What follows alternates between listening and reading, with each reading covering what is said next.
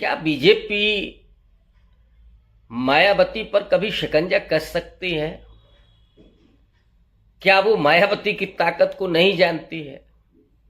हाँ, ये जरूर है कि ED, CBI, income tax Mayawati के भाई पर प्रभाव डाल सकती है, गिरफ्तार कर सकती है, उनकी संपत्ति को सीज कर सकती है, लेकिन मायावती को छू लेने की हिम्मत नरेंद्र मोदी में भी नहीं है।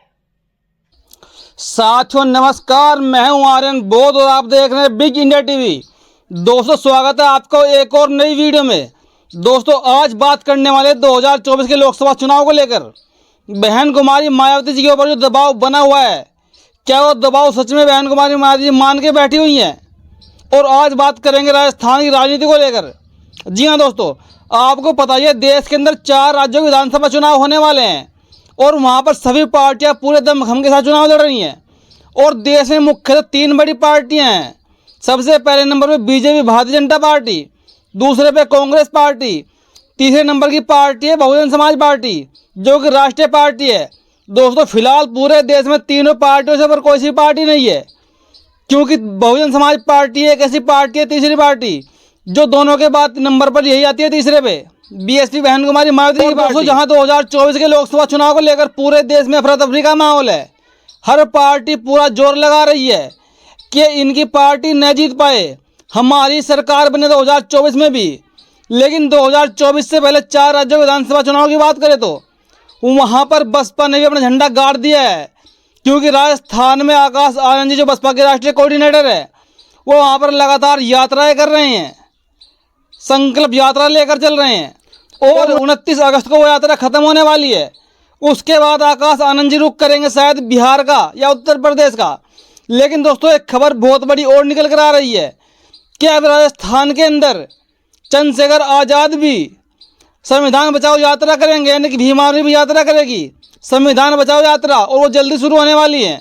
क्योंकि दोस्तों आकाश आनंद और चंद्रशेखर रावण आमने सामने खड़े हैं, एक दूसरे पर युद्धवार चल रहा है, एक दूसरे पर हमला हो रहा है। लेकिन दोस्तों बात करते हैं 2024 के लोकसभा चुनाव की कि इसका मोड़ किस तरफ जा रहा है, 2024 की सत्ता कौन सी पार्टी लेकर जाएगी। दोस्तों पूरे देश में एक चर्चा चल रही है कि बहन कुमारी मायावती जी अकेले चुनाव लड़ेंगी और कुछ लोग कह रहे हैं कि वो निष्क्रिय हो चुकी हैं। लेकिन दोस्तों बहन कुमारी मायावती की राजनीति कोई समझ नहीं सकता, क्योंकि मोदी और अमित शाह भी फेल हो गए हैं। 9 साल हो गए केंद्र में भारतीय जनता पार्टी को, और अमित शाह और नरेंद्र मोदी जी ने कई नेताओं को जेल भेज दिया, सीबीआई की रेड डालकर, ईडी की रेड डालकर, इनकम टैक्स के छापे के माध्यम से। लेकिन फिर ये नेता बड़े बड़े देश के अमित शाह और नरेंद्र मोदी बहन कुमारी मायावती जी को अब तक जेल क्यों नहीं भेज पाए, जबकि उनके भाई पर भी छापेमारी हुई, संपत्ति हड़प कर ली गई। लेकिन मोदी और अमित शाह कतई भी ये भूल नहीं करेंगे कि बहन जी के ऊपर छापेमारी हो, उनको जेल भेजा जाए। क्योंकि बहन जी के जो समर्थक हैं वो आज से नहीं है, 40 साल पुराने समर्थक है, जो पूरे देश में घूम घूम कर कैडर के माध्यम से बसपा की विचारधारा को, अंबेडकर की विचारधारा को पूरे देश में फैला चुकी है बसपा। और जब उन पर हमला होगा कहीं ना कहीं पूरा एससी समाज सड़कों पर उतर आएगा, ये बात भाजपा जानती है। और दोस्तों जो लोग कहते हैं कि बहन जी अब चुप होकर बैठ गई हैं, भाजपा से डर रही है, बहन जी कभी भी ऐसा दबाव नहीं मानती है। क्योंकि दोस्तों अगर बसपा की सुप्रीमो आज भी बहन कुमारी मायावती जी सड़क पर 4 महीने उतर कर घूम ले तो पूरे देश की राजनीति में हलचल पैदा हो जाएगी, सियासी घमान हो जाएगा और इस देश की सत्ता पलट जाएगी। लेकिन दोस्तों कहीं ना कहीं एक सवाल पैदा हो रहा है, जो अभी कुछ पत्रकार बातें कर रहे थे, मैंने आपको दिखाऊंगा। हमारे देश के कुछ वरिष्ठ पत्रकार हैं जो ये कह रहे हैं कि अमित शाह और नरेंद्र मोदी जी का बहन जी और ओवैसी के ऊपर दबाव है कि आपको इंडिया वाले गठबंधन में नहीं जाना है, आप दोनों अलग गठबंधन बनाइए और इंडिया वाले गठबंधन से अलग तीसरा फ्रंट बनाइए। दोस्तों तीसरे फ्रंट का फायदा किसको होगा, क्योंकि बहन जी के पास तकरीबन उत्तर प्रदेश के अंदर 15% वोट वर्तमान में मौजूद है और 1.5 से 2% वोट ओवैसी जी के पास है। और बीजेपी चाह रही है कि इन दोनों पर दबाव बना के ईडी का, सीबीआई का, इनकम टैक्स का इनका अलग गठबंधन करा दिया जाए और हम 2019 की तरह तीसरी बार भी 2024 की सत्ता में आ जाएंगे और एक बार फिर हमारे हाथ में सत्ता होगी। ये ख्वाहिश बीजेपी की है, लेकिन दोस्तों बहन जी ने इनकी ख्वाहिश पर पूरी तरह पानी फेर दिया है, क्योंकि बहन जी के दबाव में नहीं आने वाली है। हालांकि बहन जी लगातार बयान दे रही हैं कि हम अकेले ही चुनाव लड़ेंगे, हम गठबंधन नहीं करेंगे किसी के साथ। दोस्तों आपको बताऊं, जो सूत्रों के माध्यम से खबरें आ रही है कि बहन जी गठबंधन तो करेगी, लेकिन दिसंबर के महीने में गठबंधन होगा बहन जी का, क्योंकि कहीं ना कहीं सोनिया गांधी जो कांग्रेस की बड़ी नेता है, उन्होंने पहले ही बयान दे दिया है कि बहन जी को हम मनाएंगे, हम बहन जी को इंडिया वाले गठबंधन में लेकर आएंगे और फिर देखिएगा देश की सत्ता कैसे पलट जाएगी। क्योंकि दोस्तों पूरा का पूरा 2024 का चुनाव बहन जी के ऊपर आकर खड़ा हो गया है, क्योंकि बहन जी जिधर भी जाएंगी सत्ता उधर ही जाएगी।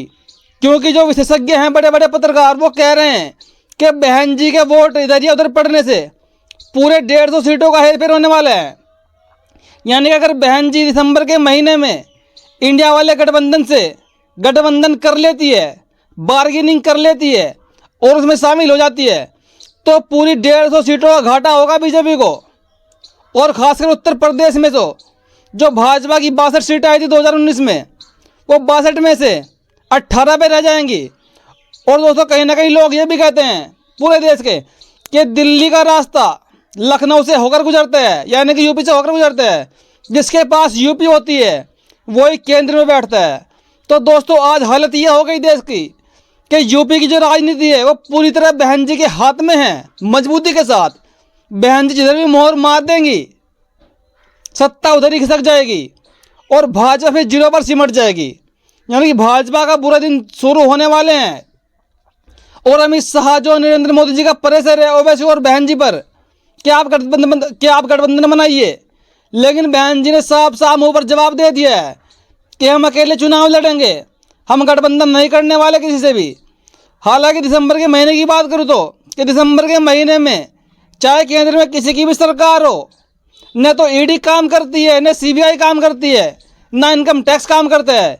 क्योंकि जब आचार संहिता लग जाती है चुनाव के लिए तो ये सारे के सारे स्वतंत्र जो स्तंभ है, जो डिपार्टमेंट है, निष्क्रिय हो जाते हैं, क्योंकि बात चुनाव की आती है। तो दोस्तों बहन जी आज इंतजार कर रही है 2024 के दिसंबर महीने का कि कब दिसंबर आएगा, कब हम गठबंधन करेंगे और भाजपा को मुंह तोड़ जवाब देने का काम होगा। दोस्तों अगर भाजपा में दम होता बहन जी को जेल भेजने का तो 9 साल से भाजपा सरकार इसका इंतजार नहीं करती, वेट नहीं करती, वो पहले ही बहन जी को जेल भेज देते। क्योंकि भाजपा में इतनी हिम्मत नहीं है, मैंने भी सुना है, आपको वीडियो दिखाऊंगा कि भाजपा में इतनी हिम्मत नहीं है कि वो बहन जी को छूकर भी दिखा दे। क्योंकि एक तो वो महिला नेत्री है, ऊपर से वो एसटी समाज की लीडर है और उनके साथ में समाज का वोट बैंक है। हालांकि कुछ वोट बैंक बहन जी से खपा है ऐसे समाज का, लेकिन जब बहन जी के ऊपर जो अत्याचार होगा, अगर सीबीआई का हंटर चला, ईडी की रेड पड़ी, तो पूरा का पूरा बहुजन समाज भाजपा के खिलाफ सड़कों पर आ जाएगा और पिछड़ा समाज भी साथ देगा, माइनॉरिटी समाज भी साथ देगा। क्योंकि इस समाज में, एससी समाज में, माइनॉरिटी समाज में, पिछड़े समाज में बहन जी ने एक अलग जगह ही है। यहाँ से नेता पैदा किए हैं, इनको मालिक बनना सिखाया है।